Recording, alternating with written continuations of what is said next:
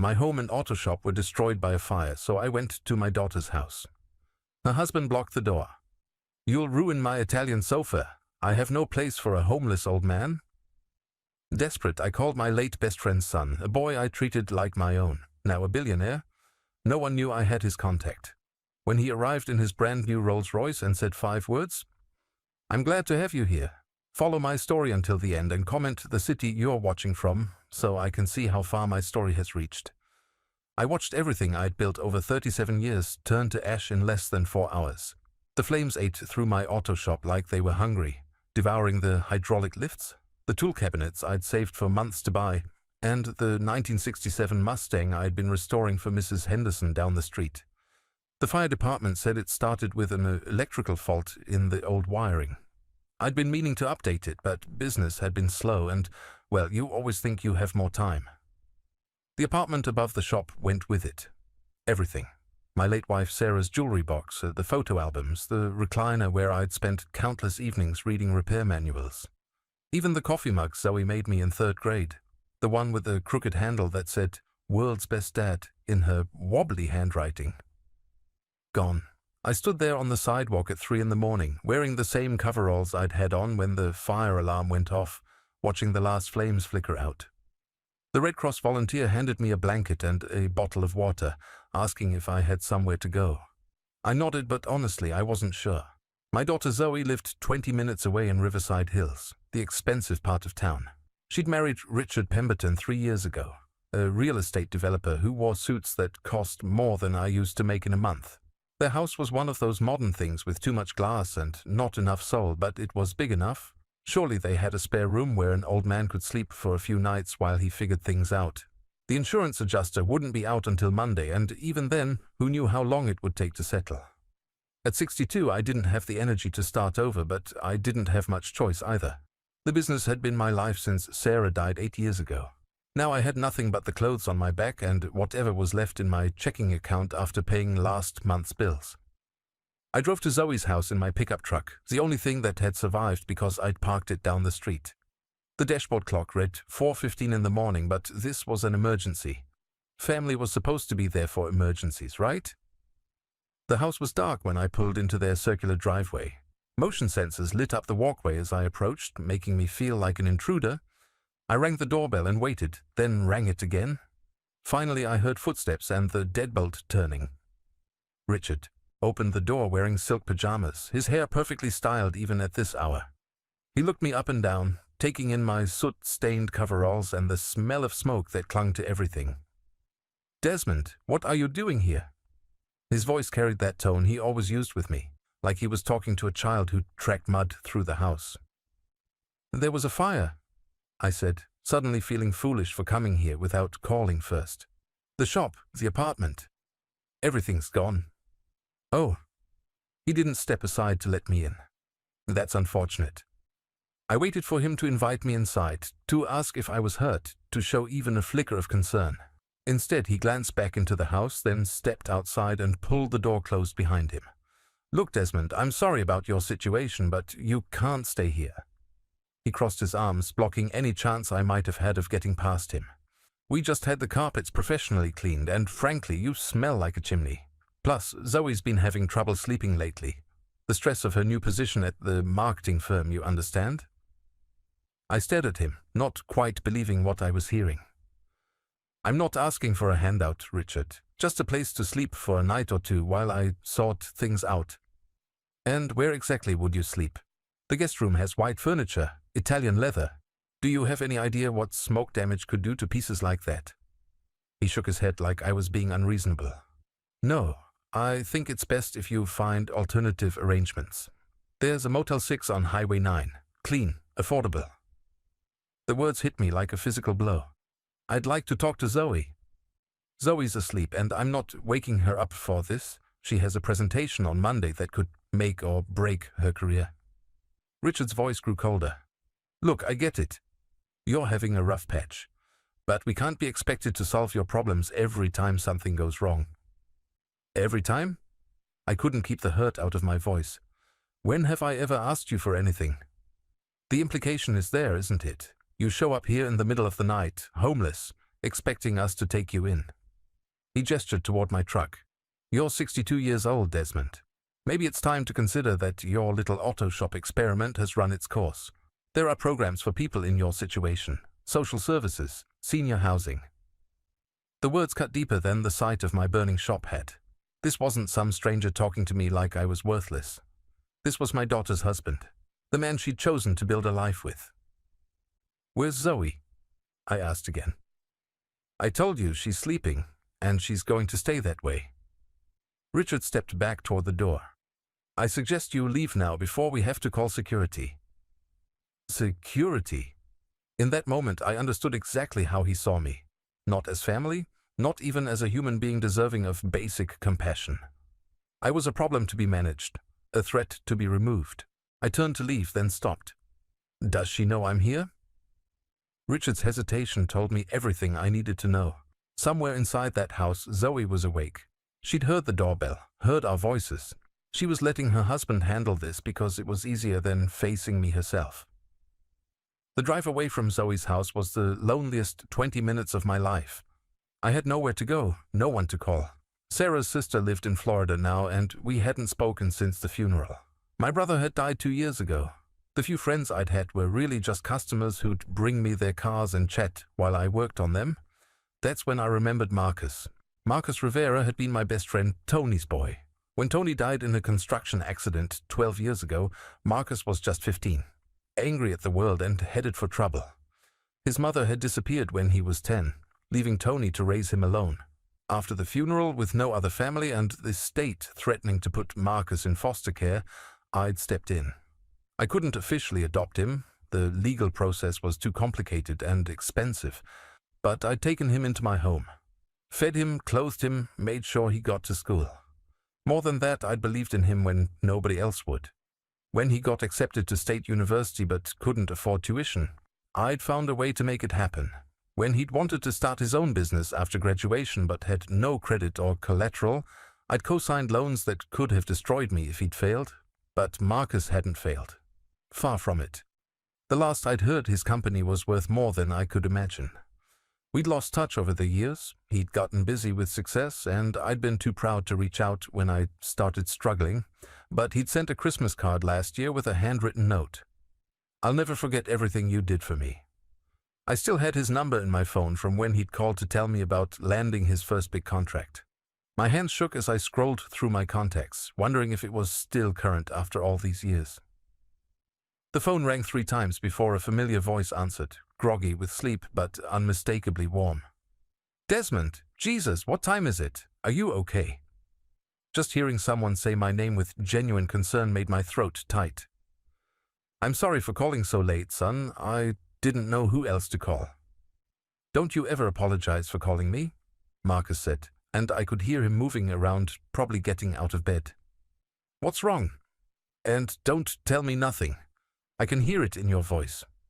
I closed my eyes, gripping the steering wheel of my truck parked outside a 24-hour diner.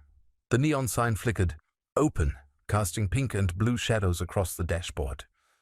There was a fire tonight. Lost a shop, lost everything. The silence on the other end stretched so long I thought the call had dropped. Then Marcus spoke, his voice tight with emotion. Where are you right now? Sitting in my truck outside Pete's Diner on Route 7. I'm fine, just trying to figure out what comes next. Stay right there. I'm coming to get you. Marcus, you don't have to. The hell I don't.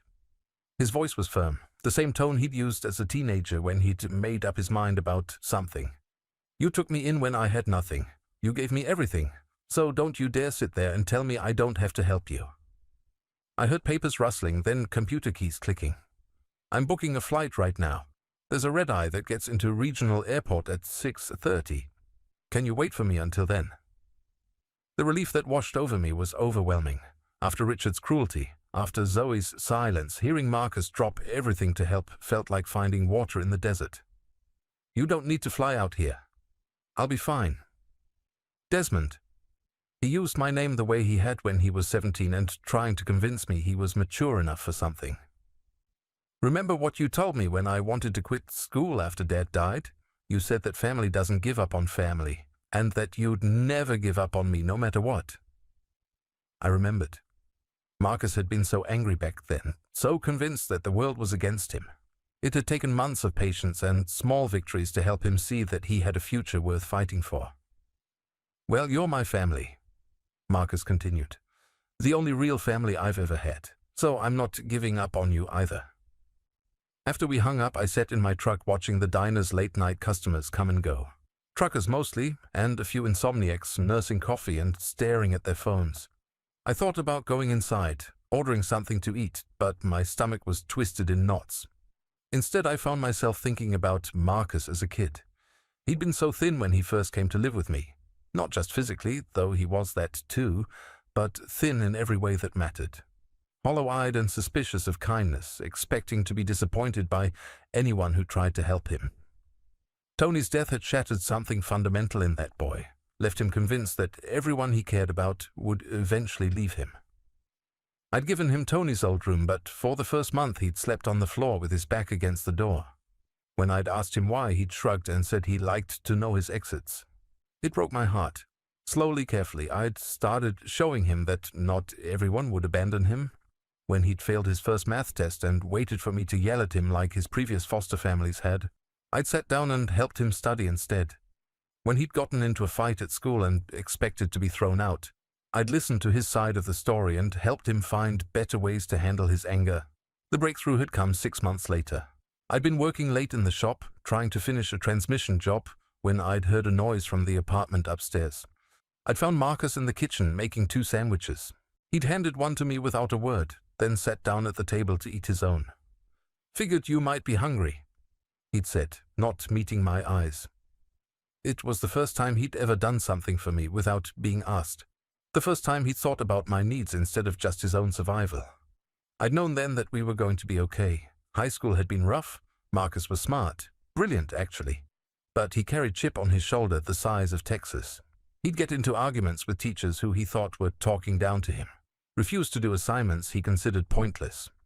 His grades suffered, and by junior year his guidance counselor was suggesting he consider trade school instead of college.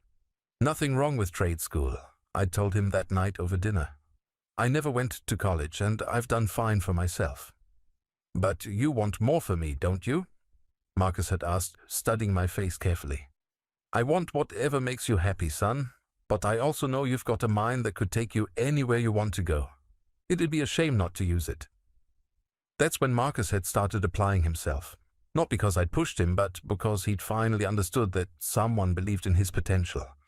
His grades shot up senior year, and when the acceptance letter from State University arrived, he'd run into the shop, waving it over his head like he'd won the lottery.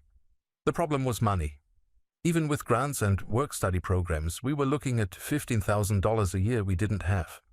I'd run the numbers a dozen times, hoping I'd missed something, but the math was brutal. My auto shop was doing okay, but not well enough to cover tuition for 4 years. That's when I'd made the decision that would change both our lives. I'd bought the auto shop from old Pete Sullivan back in 1988, taking out a loan against the building and equipment. By 2009, I'd finally paid it off.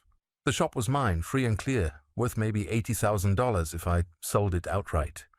Instead, I'd gone to the bank and taken out a second mortgage. $80,000, enough to cover Marcus's tuition and living expenses for all 4 years of college. I told him it was a loan program I'd found, a special grant for kids whose parents had died in workplace accidents.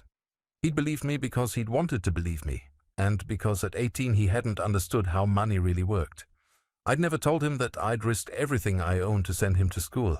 Never mentioned that I'd gone from owning my business outright to carrying a debt that would take me 15 years to pay off. Never explained that the reason I'd started working longer hours, taking on more jobs, skipping vacations and new equipment purchases, was because every month I had to make a payment that equaled about half my profit. It had been worth it. Marcus had thrived in college, throwing himself into business classes, with the same intensity he'd once reserved for fighting.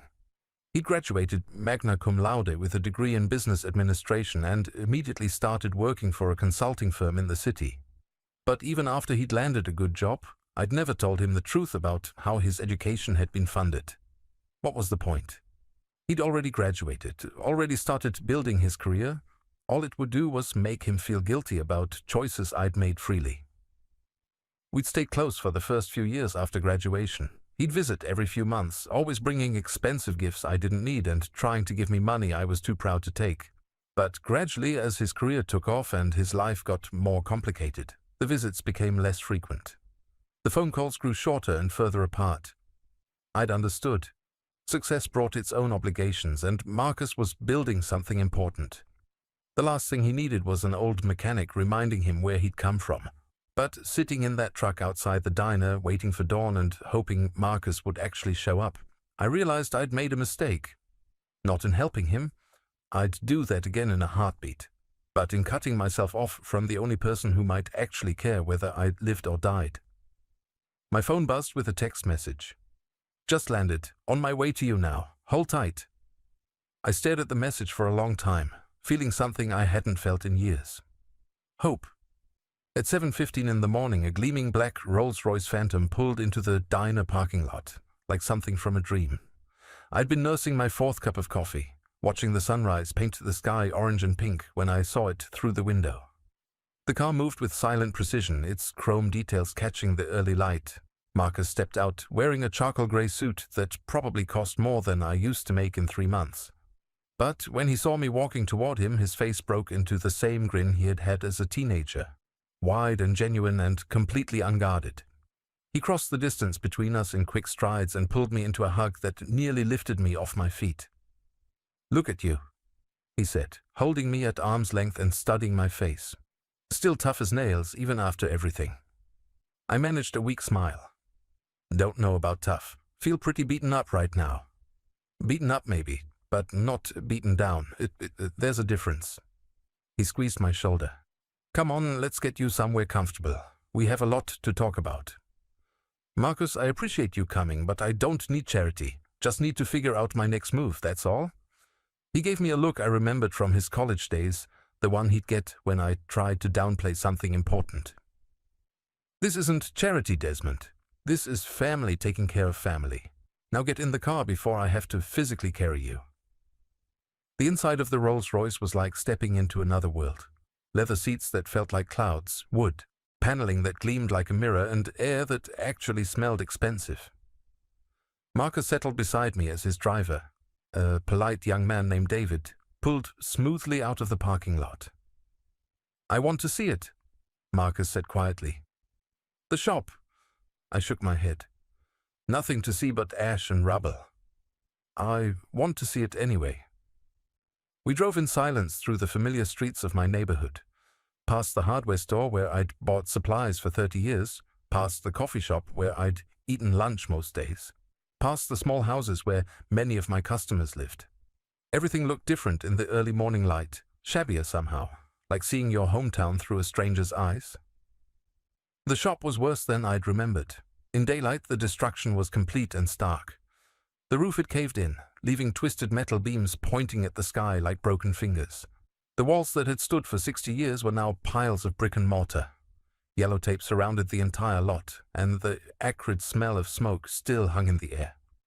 Marcus got out of the car and stood looking at the ruins for a long time. I watched his face, trying to read his expression. Finally he spoke. "This is where you taught me to change my first oil pan." I nodded. "You were 16. Got more oil on yourself than in the drain pan. And over there," he pointed to what had been the office area, "that's where you helped me fill out my college applications. You did most of the work yourself." Marcus turned to face me, and I was surprised to see tears in his eyes. "You know what I remember most about this place? It wasn't just the car repairs. It was the way you made everyone feel welcome. Mrs. Chen from the grocery store bringing you homemade soup when you were working late. Old Mr. Patterson sitting in that folding chair by the bay doors, telling stories about the war while you worked on his Buick. This wasn't just a business, Desmond. This was a community center." He was right, though I'd never thought about it that way. The shop had always been more than just a place to fix cars. It was where neighbors came to catch up on gossip, where teenagers learned their first lessons about hard work, where people brought their problems along with their broken transmissions. "I want to rebuild it," Marcus said suddenly. "Son, that's kind of you, but not just rebuild it, expand it. I'm talking about a state-of-the-art facility, 10 bays instead of 4, modern equipment, computer diagnostics, everything you never had budget for. His voice grew more animated as he spoke. But more than that, I want to franchise the concept. Desmond's Auto Care, community-focused shops in neighborhoods across the state, places where people don't just get their cars fixed, but where they feel like they belong. I stared at him, not quite believing what I was hearing. Marcus, that would cost... Money I have plenty of. What I don't have is someone I trust to run it. Someone who understands that business isn't just about profit margins and quarterly reports. He gripped my arm. I need a partner, Desmond. Someone who knows how to build the kind of place where people want to come back. Before I could respond, my phone rang. Zoe's name appeared on the screen. I hesitated, then answered. Dad? Her voice was small, uncertain. Richard told me about the fire. Are you okay? I'm fine, sweetheart. Where are you staying? I mean, do you need... She trailed off, and I could almost hear Richard in the background, probably shaking his head. I'm with Marcus Rivera, I said. Silence. Then, Marcus, Tony Rivera's son? I thought you two lost touch years ago. We did, but he's here now. That's good. I'm glad you have somewhere to go. Another pause. Listen, about last night. Richard was just worried about the house, you know? The insurance, and if something happened to the furniture. I understand, Zoe. But I didn't, and neither did she. What I understood was that my daughter had chosen a man who saw me as a liability, and she'd chosen to go along with his judgment rather than stand up for her father. Maybe we could have lunch this week, she said, when things settle down. Maybe, I said, though we both knew it wasn't likely. After I hung up, Marcus studied my face. That was your daughter? Yeah. The one who wouldn't let you stay at her house last night. I nodded, not trusting my voice. Marcus was quiet for a moment. Then he said something that surprised me. You know, for years I wondered why you never talked about Zoe much. When I was living with you, you'd ask about my homework, my friends, my dreams. But you never mentioned your own daughter except in passing. I used to think maybe you didn't care about her as much as you cared about me. That's not true, I said quickly. I know that now. What I understand now is that you were protecting her privacy. You didn't share her business with me because you respected her as a person, not just as your child. Marcus shook his head. But I also think you protected her from knowing how hard you were working to take care of both of us. She never knew about the second mortgage, did she? She never knew you were risking everything to send me to college. I didn't answer, which was answer enough. She never knew because you didn't want her to resent me. You didn't want her to feel like you loved me more than her. Marcus's voice was soft but intense. But here's what I think really happened. I think she grew up seeing you give me opportunities and attention, and she never understood that it was because I had nothing and no one else. She had a mother who loved her, a stable home, a father who was present and engaged. I had you, or foster care. The truth in his words hit me like a physical blow. I never meant for her to feel less important. I know you didn't, but intentions don't always match impact, do they? We stood, there in the rubble of my life's work, and I felt the weight of all the choices I'd made pressing down on me. Had I failed Zoe by helping Marcus? Had I created the distance between us by trying to save a broken kid who wasn't even my own son? There's something else, Marcus said, pulling out his phone. Something I should have told you years ago. He scrolled through his contacts and held the phone so I could see the screen. There in his favorites list was my name, but it wasn't listed as Desmond Thompson. It was listed as Dad. I've had it that way since college graduation, he said quietly. You're the only father I've ever known. The only man who ever believed in me, ever sacrificed for me, ever loved me unconditionally. He looked up at me and his voice broke slightly. I should have told you that before now. I felt my throat close up. In 62 years of living, through marriage and parenthood and loss and struggle, no one had ever told me I was a good father, not even my own daughter. Now, Marcus said, wiping his eyes and straightening his shoulders, we need to go have a conversation with your daughter and her husband, because they need to understand exactly who they turned away last night. The drive to Zoe's house took 20 minutes, but it felt like hours. I kept trying to imagine how this would go. What I would say, how she would react. Marcus sat beside me, calm and focused in a way that reminded me of the determined teenager who'd refused to let anyone tell him he wasn't good enough for college. "You don't have to do this," I told him as we pulled into Zoe's driveway. "Yes, I do," he said simply. "You defended me when I had no one. Now I'm going to defend you." Richard answered the door wearing weekend clothes, khakis and a polo shirt that probably cost more than most people's car payments. His expression went from annoyed to confused to something approaching panic when he saw the Rolls-Royce in his driveway and Marcus standing beside me. "Desmond, who is this?"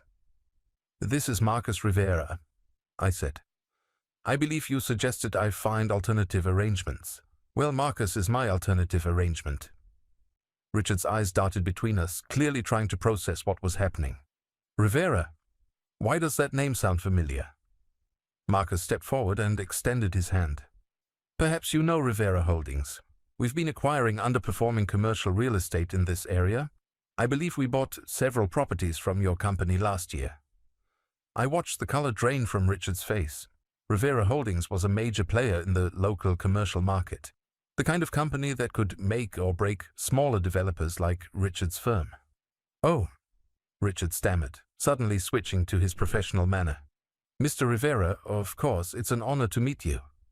He looked back at me, confusion written across his face. "I don't understand. How do you two know each other?" Marcus smiled, but it wasn't a warm expression. "Desmond raised me. He's been more of a father to me than my biological father ever was." "I'm sorry, I don't follow. Let me make it simple for you," Marcus continued, his voice taking on the steel I remembered from his teenage years when someone had underestimated him. "The man you called homeless last night, the man you told to sleep in a motel, is the most important person in my life. He sacrificed everything to make sure I had a future, and you treated him like garbage." Richard opened his mouth to respond, but no words came out. Behind him I could see Zoe approaching, her face pale and drawn. Marcus stepped closer to Richard, his voice dropping to a whisper that somehow carried more authority than shouting would have. "Desmond is my father," he said, each word deliberate and clear. "And in about 5 minutes, everyone in this neighborhood is going to understand exactly what kind of man you turned away from your door." Zoe appeared in the doorway behind Richard, her hair still mussed from sleep, wearing a silk robe that probably cost more than I used to spend on groceries in a month. When she saw Marcus, her expression shifted from confusion to recognition, then to something approaching fear. "Marcus? Oh my God, is that really you?" She pushed past Richard, studying Marcus's face. "I barely recognized you. You look so different." "Success will do that to a person," Marcus replied coolly. "Though I notice some people haven't changed at all." Richard was still processing what Marcus had said about being my son. "I'm sorry, I must be misunderstanding something. Desmond, you never mentioned having another child." "He's not my biological son," I said quietly. "But he's my son in every way that matters." Zoe frowned, looking between us. "Dad, what's going on? Why are you here with Marcus? And whose car is that?" "Mine," Marcus said simply. "Would you like to know how I could afford it?" Something in his tone made Zoe step back. "I don't understand." "Your father paid for my college education, all 4 years. Tuition, room and board, books, everything." Marcus's voice was calm, matter-of-fact, but his eyes never left Zoe's face. $60,000 total. Do you know where that money came from?" Zoe glanced at me, then back at Marcus. "Dad said there was some kind of scholarship program." "There was no scholarship program." Marcus pulled out his phone and showed her something on the screen. "This is a copy of the second mortgage your father took out on his auto shop in 2009. $80,000 borrowed against the only asset he owned to send me to State University." I watched the color drain from my daughter's face. "That's not... Dad, tell me that's not true." I couldn't meet her eyes. "Marcus needed a chance, sweetheart. His father was gone, and he had nobody else." "But you had me." Zoe's voice rose, attracting attention from neighbors who were starting their weekend morning routines. "I was your daughter. Why didn't you take out a loan for my college?" You didn't need one, I said softly.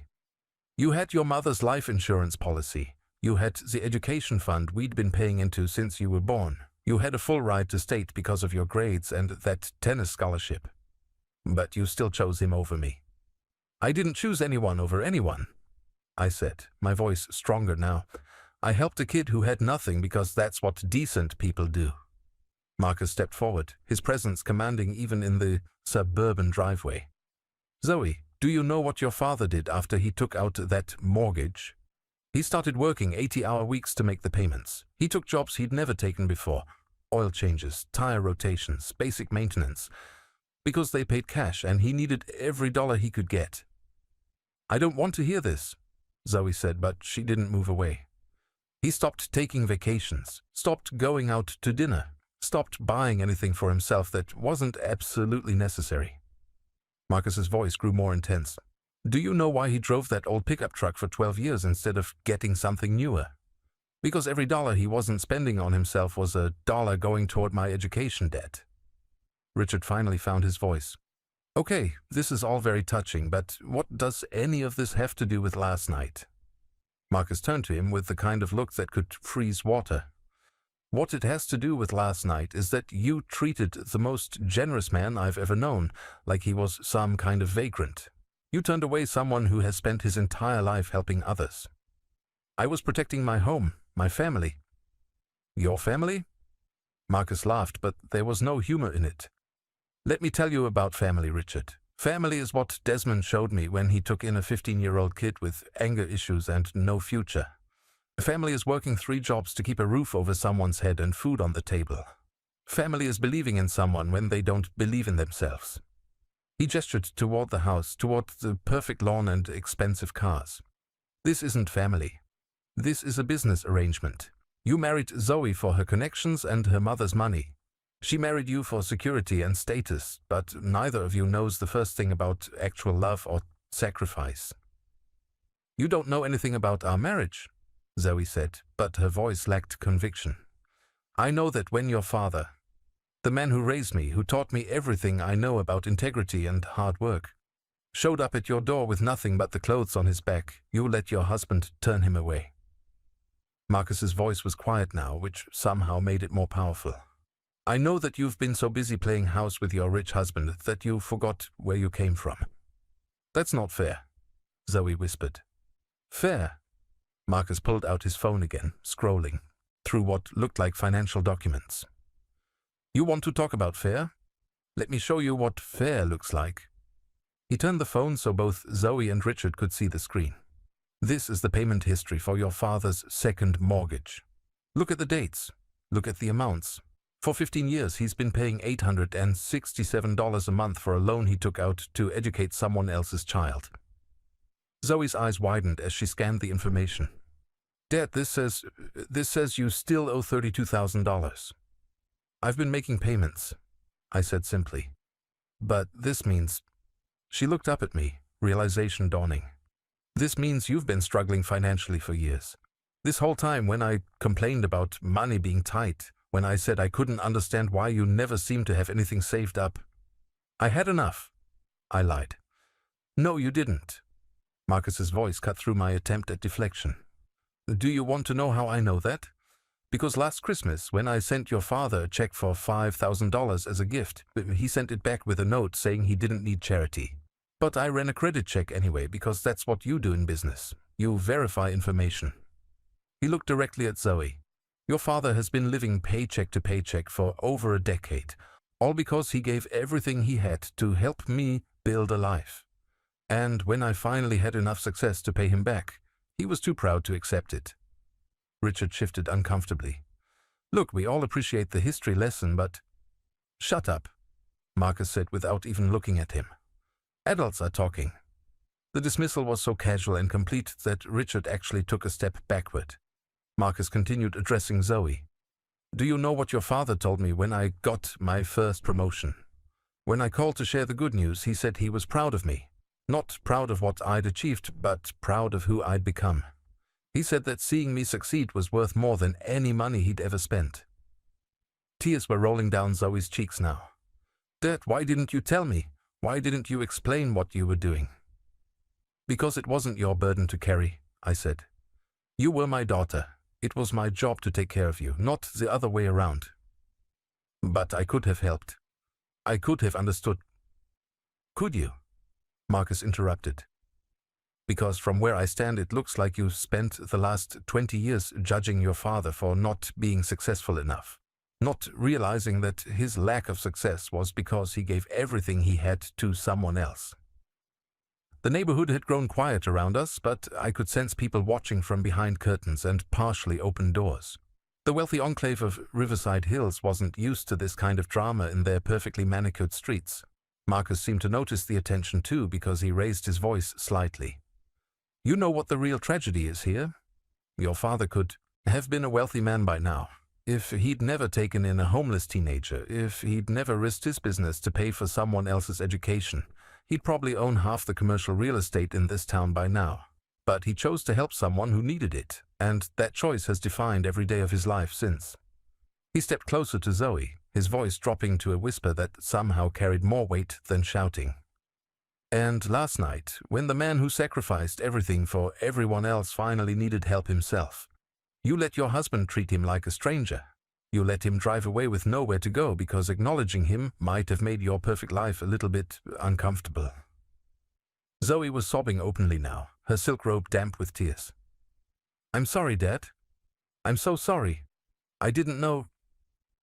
You didn't want to know, Marcus corrected. There's a difference.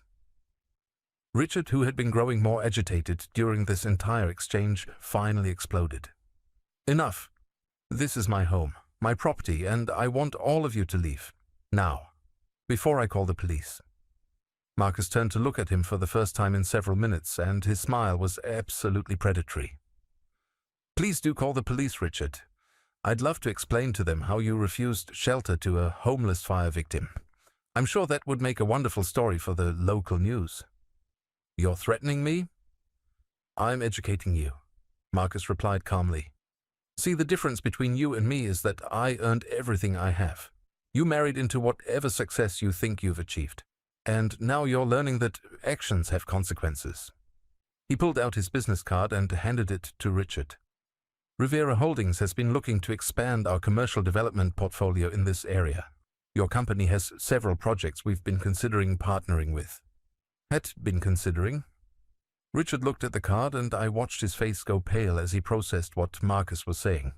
Have a good day, Marcus said pleasantly. Then he turned to me. Come on, Dad, let's go home.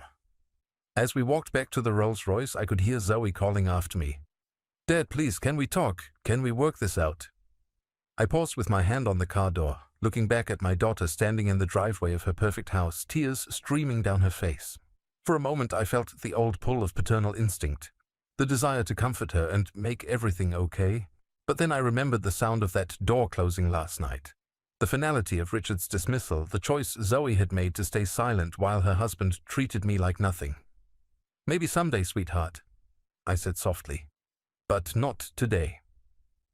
As we drove away, Marcus was quiet for a long time. Finally he spoke. I'm sorry you had to go through that. Are you? I asked. Or are you satisfied that they finally know the truth? He considered this. Both, I think. I'm sorry because I know it hurt you, but I'm not sorry. They know what kind of man you really are. He paused. The question now is, what do you want to do next? I looked out the window at the familiar streets of my hometown, seeing them differently now. Everything had changed in the space of 12 hours. My old life was literally ashes, but something new was beginning to take shape. Tell me more about this auto shop franchise idea, I said. Marcus's grin was the same one I remembered from his teenage years, full of possibility and determination. Now you're talking. Marcus's downtown office occupied the top 3 floors of a gleaming glass tower that hadn't existed the last time I'd been in the city center. The elevator ride to the 32nd floor was silent except for the soft hum of expensive machinery. And when the doors opened, I stepped into a world I'd only seen in magazines. Floor-to-ceiling windows offered a panoramic view of the entire metropolitan area. I could see my old neighborhood from here, a patchwork of modest homes and small businesses that looked almost quaint from this height. Somewhere down there in a pile of ash and rubble was everything I'd built over 4 decades of work. Impressive, isn't it? Marcus said, following my gaze. But you know what I see when I look out there? I see opportunity. I see communities that need what we're going to build. His assistant, a sharp-eyed woman named Patricia, brought us coffee in china cups that probably cost more than I used to charge for an oil change. Marcus had changed into a fresh suit. Apparently he kept several at the office, but he'd loosened his tie and rolled up his sleeves. It made him look more like the determined teenager I remembered. "Before we talk business," he said, settling into the chair across from me, "I need you to understand something. What happened this morning at your daughter's house? That wasn't about revenge. That was about respect. You deserve to have them know the truth about what kind of man you are." I nodded, though part of me still felt hollow about the whole encounter. "Zoe's been calling. 7 times since we left. Are you going to call her back?" "I don't know." I stared into my coffee cup, watching steam rise from the dark surface. "Part of me wants to. She's still my daughter, regardless of everything else." "And part of you?" "Part of me thinks maybe it's too late. Maybe some things can't be fixed." Marcus leaned forward, his expression serious. "Can I tell you what I learned about forgiveness?" I looked up at him, waiting. "When I was in college, I used to be angry at my father for dying. I know that sounds stupid, but I was furious with him for leaving me alone. I blamed him for everything that went wrong in my life after the accident." Marcus paused, collecting his thoughts. "It took me years to understand that anger was just hurt, wearing a disguise." "What changed your mind?" "You did. The way you talked about him, the way you kept his memory alive for me. You never let me forget that he was a good man who loved me, even though his leaving hurt us both." Marcus smiled slightly. "You taught me that forgiveness isn't about forgetting what happened. It's about choosing not to let the hurt define your future." I considered this. "Are you saying I should forgive Zoe?" "I'm saying that's your choice to make, but I'm also saying you don't have to make it today, or tomorrow, or even next year. Forgiveness works on its own timeline." He set down his coffee cup. "Now let's talk about building something new." Marcus opened a leather portfolio and spread several documents across the glass coffee table between us. Architectural drawings, financial projections, market analysis reports, the kind of professional presentation I'd never seen outside of banks when I was trying to get business loans. "Desmond's Auto Care," he said, pointing to a logo at the top of each page. "Community-focused automotive service centers. Not just repair shops, but neighborhood gathering places where people feel valued and respected." The drawings showed a building that was both modern and welcoming. Large windows, comfortable waiting areas with real furniture instead of plastic chairs, a coffee bar, even a small play area for customers' children. It looked nothing like the cramped utilitarian shops I was used to. "This is beautiful," I said, studying the details. "But it's not what people expect from an auto shop." "Exactly. That's what makes it revolutionary." Marcus pulled out another set of papers. "The average customer spends 2 to 3 hours in a traditional auto shop for major repairs. They sit in uncomfortable chairs, drink stale coffee, and feel like they are being taken advantage of. We're going to change all of that." He pointed to different areas of the floor plan as he explained his vision. Transparent pricing displayed on digital boards. Customers can watch the work being done through windows into the service bays. Free Wi-Fi, quality coffee, and comfortable seating. We're not just fixing cars, we're providing an experience that makes people want to come back. The financial projections were staggering. Initial investment of $800,000 per location, with projected annual revenues of $2.4 million by year 3. The numbers seemed impossible to someone who'd been happy to clear $50,000 profit in a good year. "This is a lot of money we're talking about," I said carefully. "Money I have," Marcus replied without hesitation. "The question isn't whether we can afford to do this. The question is whether you want to help me do it right." I looked up at him. "What do you mean?" "I can build beautiful shops and hire skilled mechanics and create impressive marketing campaigns. But what I can't do is create the culture that makes people feel like family when they walk through those doors. That's something you have to live, not learn. Marcus leaned back in his chair. I've watched you work for years, Desmond. I've seen how you treat people. Mrs. Chen trusts you with her car because you've never lied to her. Mr. Patterson comes to your shop because you listen to his stories and make him feel important. That's not a business model you can replicate with training manuals. So, what are you proposing? Partnership. 50-50 ownership, with you as Chief Operating Officer and me handling financing and expansion strategy. We start with 5 locations in markets I've already researched, then grow from there. Marcus pulled out one more document. This is the partnership agreement my lawyers drew up. Take your time reading it. But the basic terms are simple. You provide the expertise and leadership, I provide the capital and business infrastructure. I scanned the contract, trying to process what I was seeing. Salary of $150,000 per year, plus profit sharing, plus equity stakes in each new location. After a lifetime of scraping by, the numbers seemed unreal.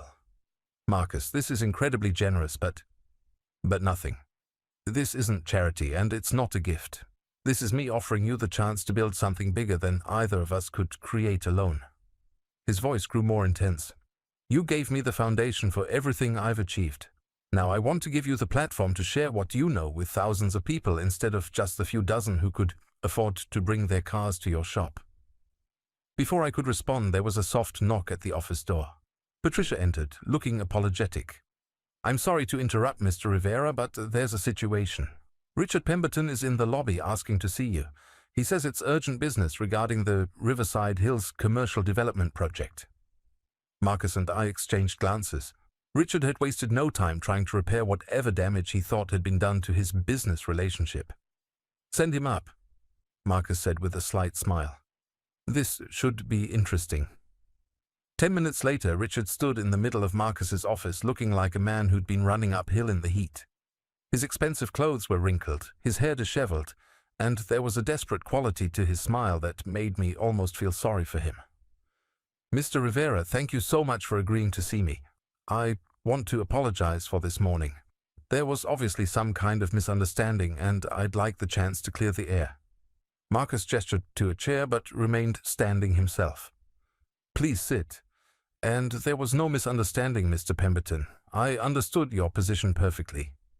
Richard perched on the edge of the chair, clearly uncomfortable.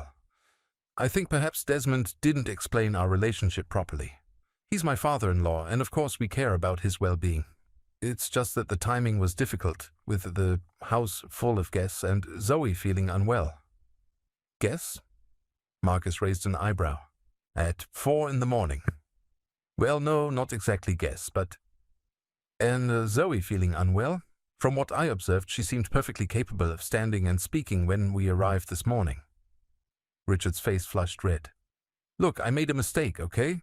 I was tired, I wasn't thinking clearly, but that doesn't mean our business relationship has to suffer. Marcus walked to the window, looking out at the city below. Tell me about the Riverside Hills project, Richard. It's a mixed-use development. Retail, office space, high-end residential units. Exactly the kind of property that Rivera Holdings specializes in. Richard's voice grew more confident as he moved into familiar territory. We've invested 18 months and nearly $2 million in planning and permits. All we need now is a major partner to help with construction financing. And you thought that partner might be me? Well, yes.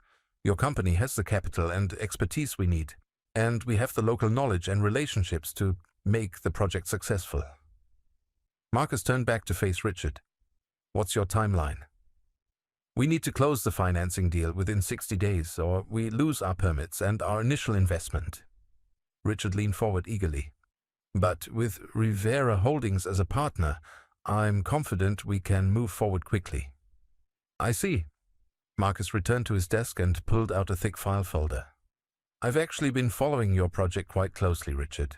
My development team has been tracking all the major commercial projects in this area. He opened the folder and spread several documents across his desk. Riverside Hills Phase 1. Projected cost, $47 million. Projected timeline, 36 months. Projected return on investment, 18% annually. Marcus looked up at Richard. Those are impressive numbers. Richard's relief was visible. Yes, exactly.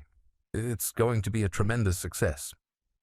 Which is why I've decided to proceed with the project myself. The color drained from Richard's face. I'm sorry, what?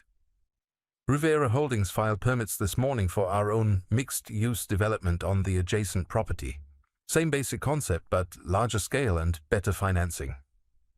Marcus's voice was conversational, almost friendly. We'll break ground in 6 weeks. Richard stood up so quickly he knocked over his chair. You can't do that. We have exclusivity agreements with the city planning department.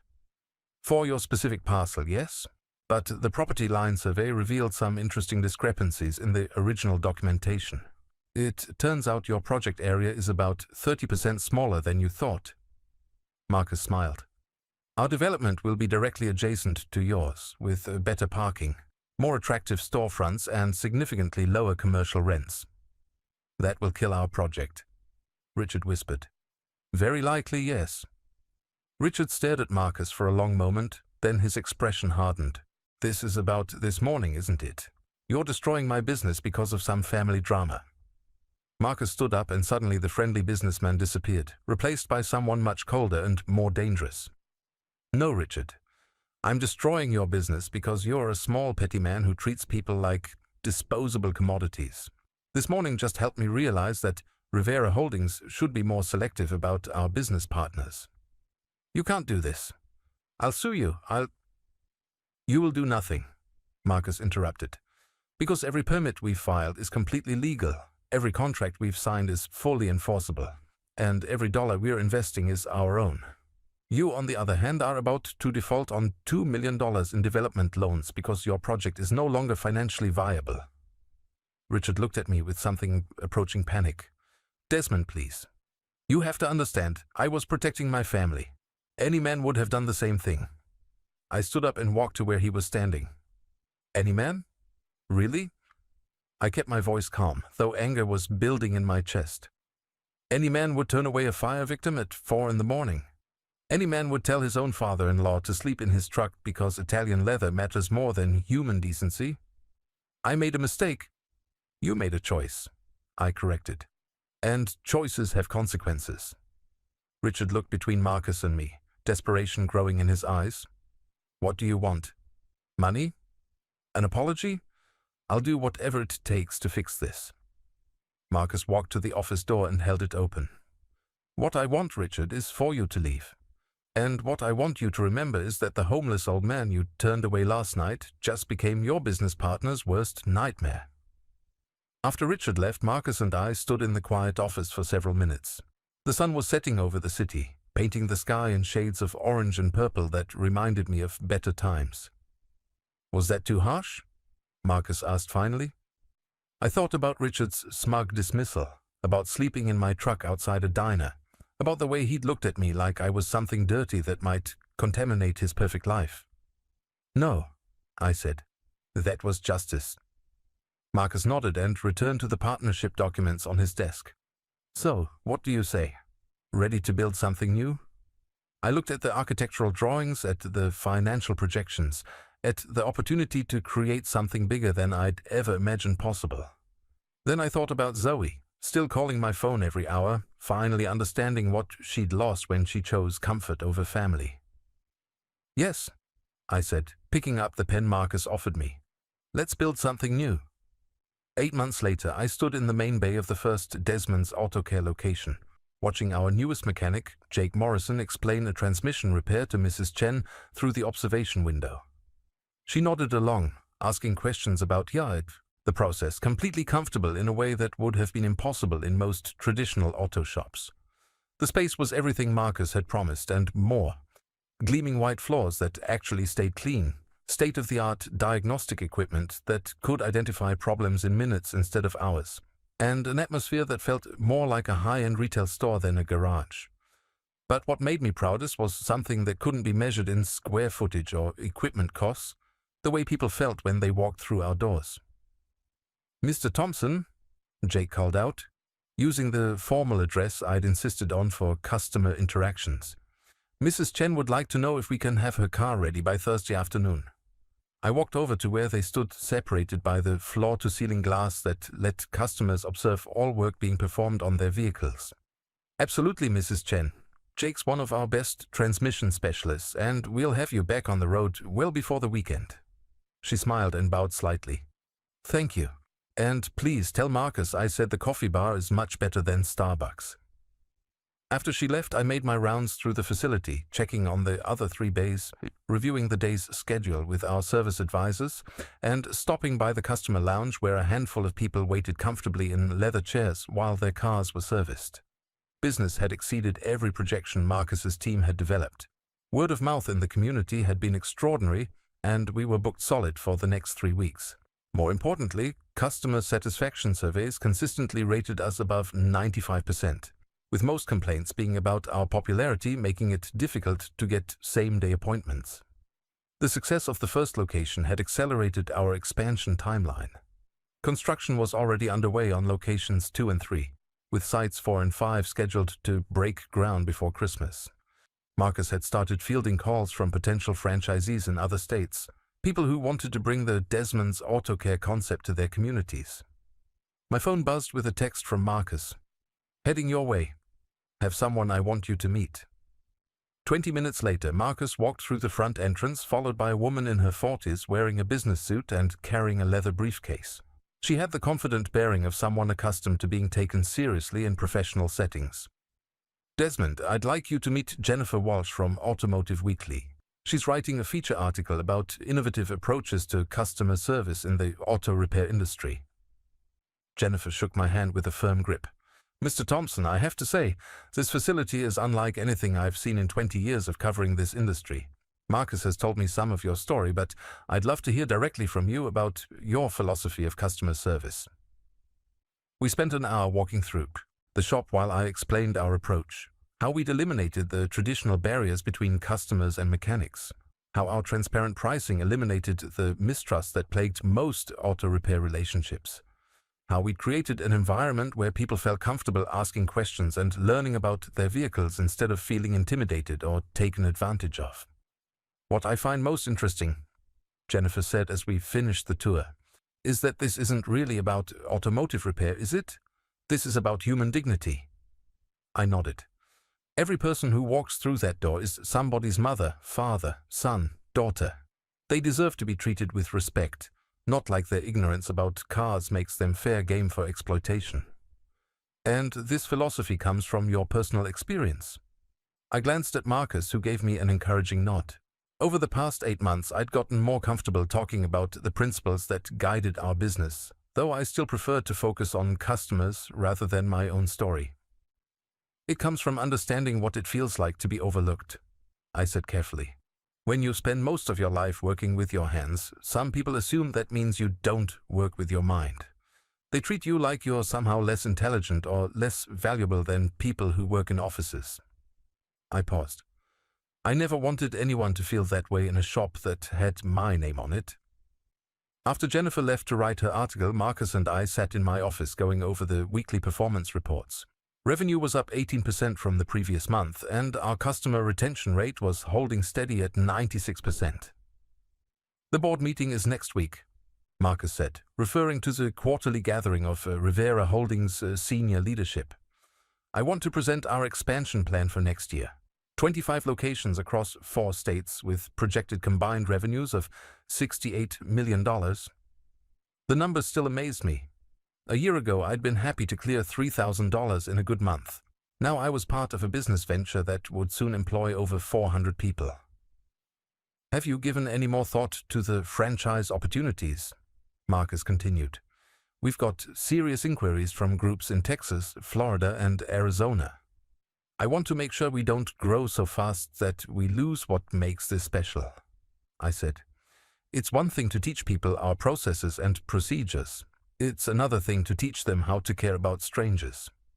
"Agreed. That's why I think we need to be very selective about franchise partners. People who understand that this is about more than just profit margins." My phone rang, displaying a number I'd come to recognize over the past several months. Zoe.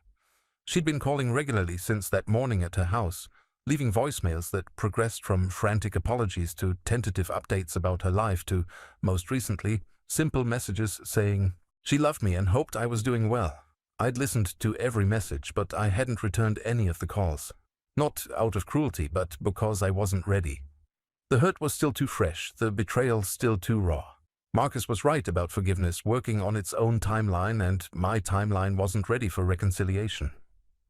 You know, Marcus said after I let the call go to voicemail, avoiding her forever isn't really a solution. I'm not avoiding her forever. I'm just not ready to deal with her yet. Fair enough. But when you are ready, you should know that she's been asking about you. Through mutual acquaintances, through people who know people. She's trying to understand what happened to her life. I looked at him sharply. What do you mean? Richard's development company went bankrupt 3 months ago. They lost everything when our competing project killed the financing for Riverside Hills. House is in foreclosure. Marriage is apparently in serious trouble. Marcus shrugged. I don't take any pleasure in their suffering, but actions have consequences. And Zoe? Living in a rental apartment, working 2 jobs to make ends meet. The marketing firm let her go when Richard's company defaulted on some consulting contracts. He paused. She's learning what it feels like to struggle. I felt a complicated mix of emotions hearing this. Part of me was sorry that Zoe was going through financial difficulties. But another part of me, a part I wasn't proud of, felt like maybe she was finally understanding what real life looked like for people who didn't have trust funds and wealthy husbands to fall back on. I should probably call her back, I said finally. Only if you want to. There's no obligation here, Desmond. You don't owe her anything just because you share DNA. The conversation was interrupted by a knock on the office door. Jake Morrison poked his head in, looking excited about something. Mr. Thompson, there's someone here to see you. Says his name is Tony Patterson, and that you rebuilt his Buick's engine about 15 years ago.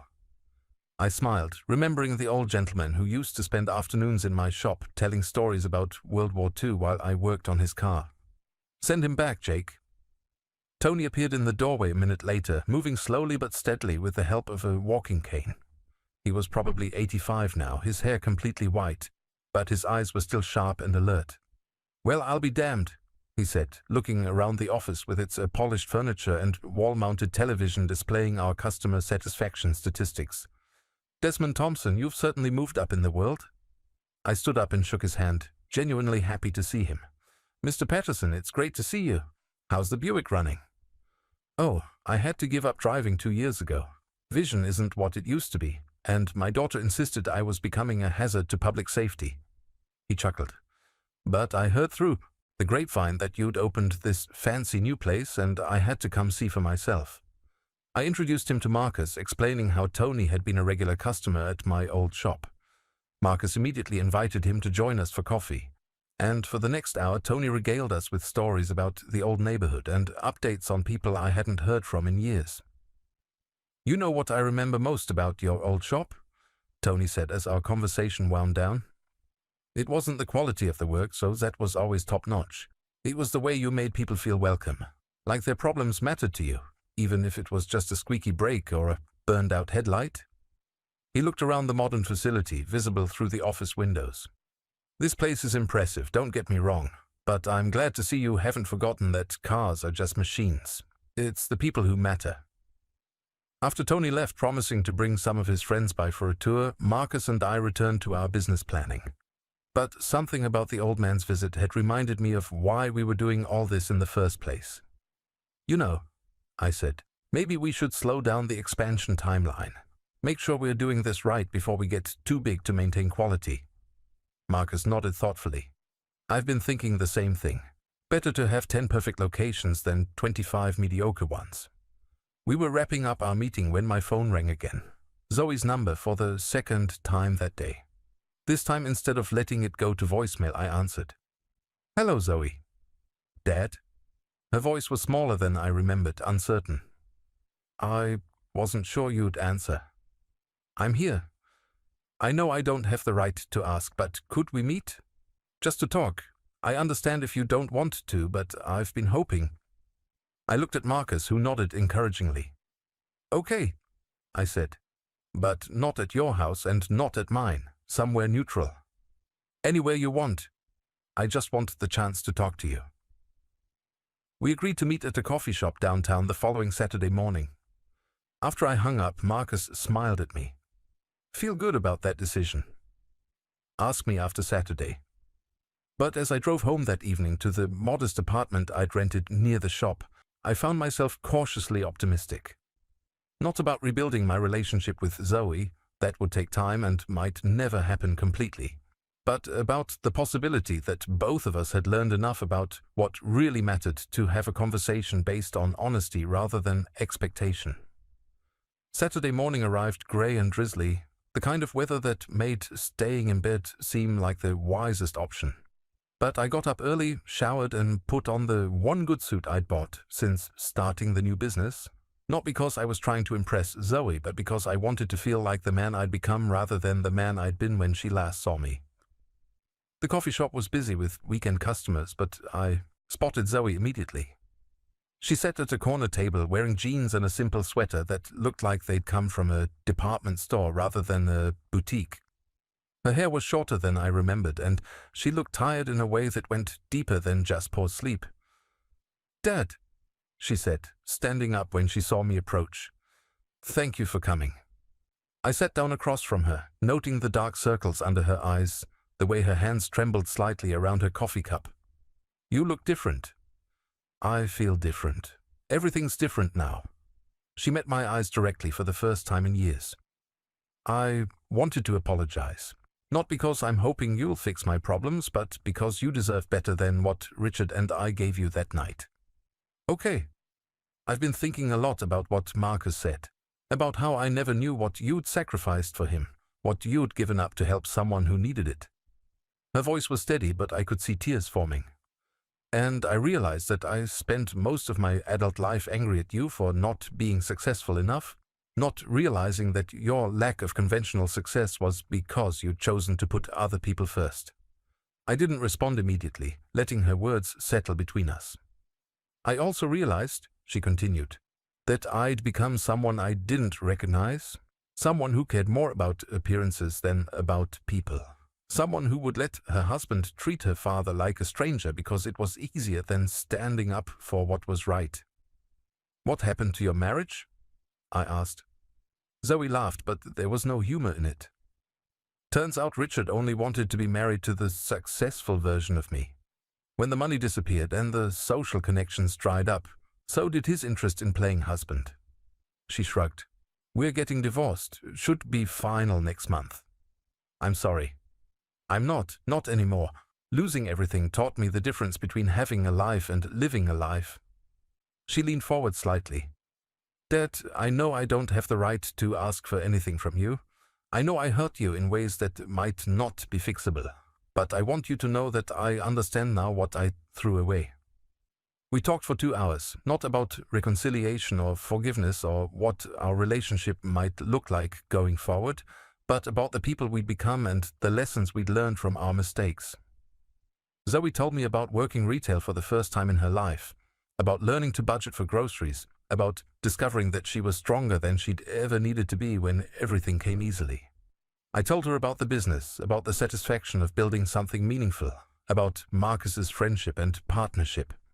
I told her about choosing to find purpose in the wreckage of my old life instead of just trying to rebuild what I'd lost. When it was time to leave, we stood outside the coffee shop in the drizzling rain, neither quite sure how to end the conversation. "I don't expect everything to go back to the way it was," Zoe said finally. "I know trust has to be earned, and I know that takes time. But I hope someday we can have more conversations like this one."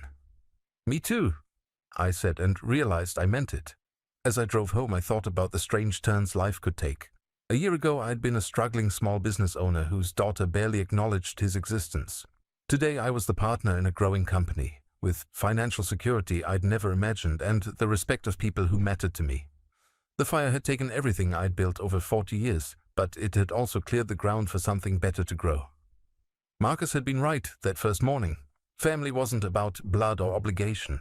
Family was about the people who showed up when everything fell apart, who believed in your worth when you couldn't see it yourself, who helped you build something new from the ashes of what you'd lost, I'd found my real family, and maybe with time and patience and honest conversation, I might even get my daughter back too. That evening, Marcus came by my apartment with takeout from the Vietnamese restaurant down the street. We sat on my small balcony, eating spring rolls and watching the sunset over the city where we were building our future. "How did it go with Zoe?" he asked. "Better than I expected. Still complicated, but better." "Good. She deserves the chance to learn from her mistakes, just like everyone else." We ate in comfortable silence for a while, watching traffic move through the streets below. Finally, Marcus spoke again. "You know what I'm most proud of about this whole thing?" "What's that?" "We did it right. We built something that matters, something that makes people's lives a little bit better. And we did it by being who we really are, not by pretending to be someone else." I nodded, thinking about the customers who trusted us with their cars and their problems, about the employees who took pride in their work, about the community we were building one honest interaction at a time. "Your father would be proud of you," I said. "Both our fathers would be proud of us," Marcus replied. And sitting there in the gathering darkness, surrounded by the lights of a city full of possibilities, I knew he was right.